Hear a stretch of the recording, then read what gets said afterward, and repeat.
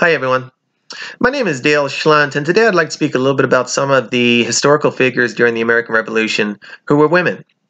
As students of history, it's too easy to make the argument that women are often overlooked, yet in our discussions, they often lean more towards some of the more prominent male figures such as Washington, Adams, Jefferson, Alexander Hamilton.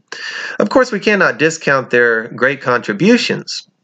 Yet, if we asked ourselves the question, how many people in total contributed to the American Revolution? It would be a staggering number.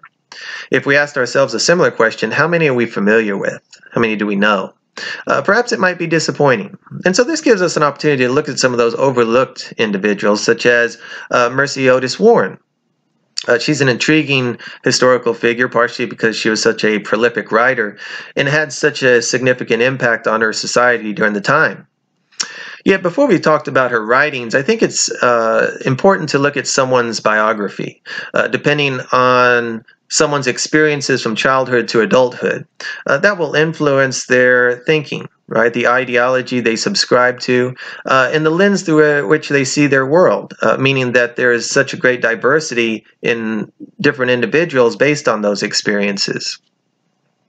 Warren is no different. She had no formal education. Her brothers were tutored by their uncle, Reverend Jonathan Russell. And so she was able to, as historians state, absorb some of this informal education, and it served her well in the future. Context also plays a significant role. If someone was born in the 1740s as opposed to the 1960s, obviously they were to adopt different ideologies and perceive the world in different ways. As Martha King states, by the 1760s, Warren's father, brother, as well as her husband, were very much involved in Massachusetts politics. And of course, because of those tensions and the controversy during that time period, that political activism obviously had a significant effect on her own ideas and would lead towards her political advocacy, soon to come. In 1769, her brother James Otis was severely beaten by a revenue officer for the crown. And of course, this would be one more catalyst for her writings in the early 1770s and throughout. Her writings are very interesting because they are propaganda. They are meant to influence people's minds, and many individuals who may have been on the fence, unsure how to address the British policies and some of the oppression that they would see in their particular state, her writings were meant to sway them towards a side. She aided in the Patriot cause through these writings. They were focused primarily on issues in Massachusetts, where she resided. And they were fictitious plays. They were published in the newspapers. And despite the fact that they were fiction, many of the characters in these plays were based on real-life individuals, such as the Royal Governor Thomas Hutchinson in Massachusetts. And they served a very important purpose. We often discount the power of words. We look at George Washington's leadership in the field, and aside from perhaps the Declaration of Independence or Thomas Paine's common sense, the multitude of other writers who influenced people's mindsets during that time are often overlooked, right? So the power of words, I think, is vital in understanding this whole event. And so they served a purpose, and they served it well. I wanted to mention just very briefly, her writings were not limited to just the revolutionary cause. She also wrote, for instance, about the Constitution or proposed Constitution, and she opposed its ratification, partially because she was one of the multitude of people who saw the war was over a strong centralized government who oppressed its people. And that's how she perceived the new Constitution as a document that allowed for too strong of a centralized government. And so she took on the anti-federalist, soon to become Republican ideology that would be debated for a long time to come, to be sure.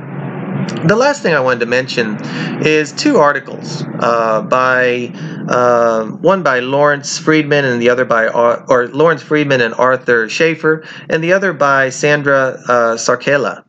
And in these articles, they are very complimentary of Warren. They make the point that Warren did not just talk about the revolution, but she also, as was just mentioned, discussed the Constitution as well as became a historian.